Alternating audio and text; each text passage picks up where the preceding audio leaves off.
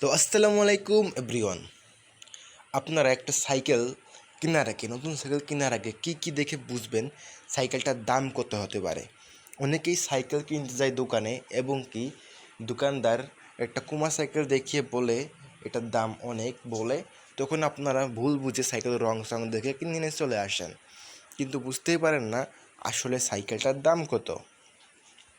তো আমি আজকে বলবো সাইকেলের কী দেখে বুঝবেন সাইকেলের দাম কত হতে পারে। তো প্রথমে আপনারা সাইকেলের দাম যদি অতিরিক্ত বাজেটের একটা সাইকেল কিনতে চান, যদি 25,000 টাকা বাজেটের একটা সাইকেল কিনতে চান, তাহলে দেখবেন প্রথমে এই ফ্রেমটা দেখবেন। ফ্রেমটা ভালো মানের অ্যালুমিনিয়াম দেয়া আছে নাকি সেটা আগে দেখবেন, সেটা যাচাই করে নেবেন আপনারা। এটা গুগলে সার্চ দিয়ে দেখবেন যে কোন ফ্রেম কত সাইজের কত মানের সেটা জানাই দেবে।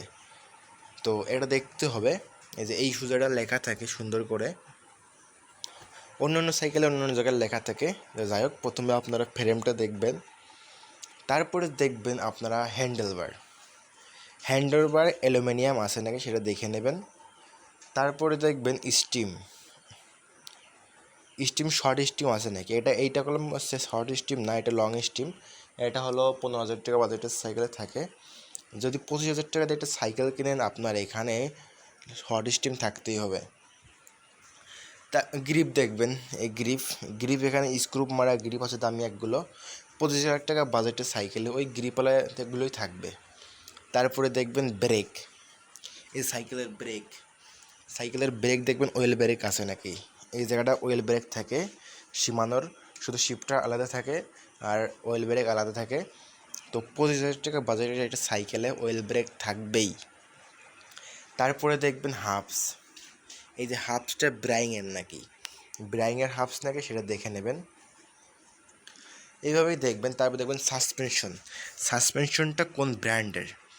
যদি কোনো ব্র্যান্ড খুঁজে না পান, যদি সাইকেলের নাম লেখা থাকে যদি আমাদের মতো, তাহলে এখানে দেখবেন ঝালাই আছে নাকি, এখানে দেখবেন ওয়াশারটা ভালো আছে নাকি, এগুলো দেখে নেবেন।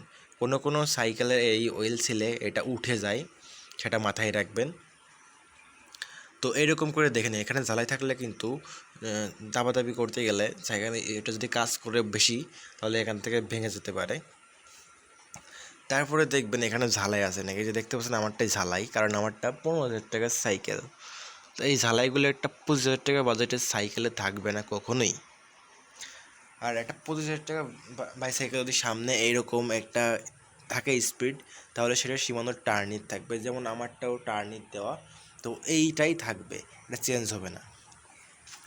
তারপরে দেখবেন এই যে ক্র্যাঙ্কটা দেখতে পাচ্ছেন, এই ক্র্যাঙ্কটা আমারটাই লোহার, কারণ আমার সাইকেলটা কম বাজেটের। আর 25,000 টাকা সাইকেলের থাকবে এখানে অ্যালুমিনিয়াম। আপনারা যেহেতু বাজেট বাড়াবেন সেহেতু জিনিসপত্র ভালো হবে এবং কি অ্যালুমিনিয়ামের থাকবে। 25,000 টাকা বাজেটের একটা সাইকেলে এখানে ব্রাইংয়েরটা থাকবে, এখানে বোলেটটা থাকবে না। আমার সাইকেলে বোলেটটা দেওয়ার কারণ বাজেট কম, বাজেট যদি বাড়াতাম তাহলে এটা ভালোটা পাতাম।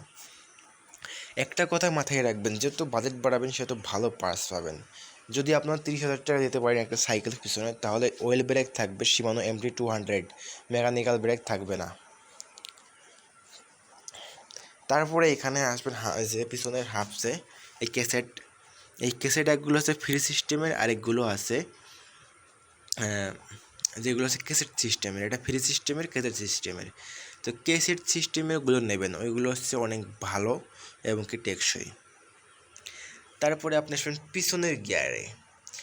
একটা 25,000 টাকা বাজেটের সাইকেলে সবসময়ের জন্য এখানে এলটাস ব্যবহার করা হবে বা এসেরা, আবার হচ্ছে শিমানোর টার্নিও ব্যবহার করা হতে পারে, কিন্তু এই টিজেডগুলো ব্যবহার হবে না। টিজেডগুলো 12,000 টাকার সাইকেলে ব্যবহার হয়, আর 15,000 টাকার রেঞ্জ থেকে অনেক ভালো টা ব্যবহার হয়। আমারটাও ছিল শিমানোর টার্নি, কিন্তু আমি পরে নষ্ট হওয়ার কারণে এটা লাগাইছি কোমাটা।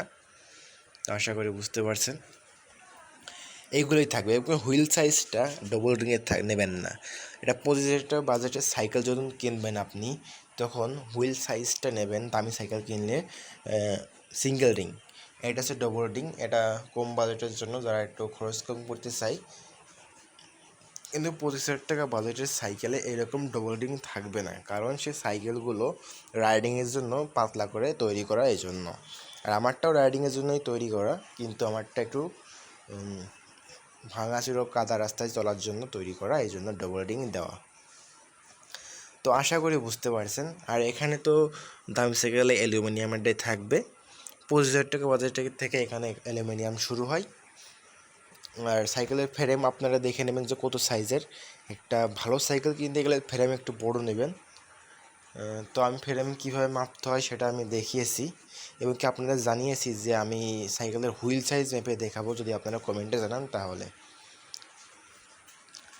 তো আশা করি বুঝতে পারছেন, যত দামি সাইকেল কিনবেন তত মনে করেন যে ভালো পাসপত্র পাবেন। আর আপনারা সাইকেল কেনার আগে পাসপত্রের দামটা জেনে নেবেন, এমনকি কোন পাস কত ভালো সেটা জেনে নেবেন। আপনারা যদি গিয়ারের সব কিছু সম্পর্কে এবং হাফসের যে ক্যাসেট সিস্টেম আর ফ্রি সিস্টেম বললাম, আর ব্রেক সম্পর্কে ধারণা রাখেন, আর বডিটা কিসের, আর সাসপেনশন সম্পর্কে ধারণা রাখেন, তাহলেই আপনারা সাইকেল কিনতে পারবেন। আর এই গার্ডের এটা শুধু বলের হয় আর ব্রাইংয়ের হয়, তো যে কোনোটা দিলেই সমস্যা নেই, এটার দাম বেশি না, 300-400 টাকা। সে বলেরটা আর ব্রাইংয়েরটা মানে ওইরকমই দাম। তো আপনারা আশা করি বুঝতে পারছেন, কি দেখে বুঝতে পারবেন সাইকেলের প্রাইস কত।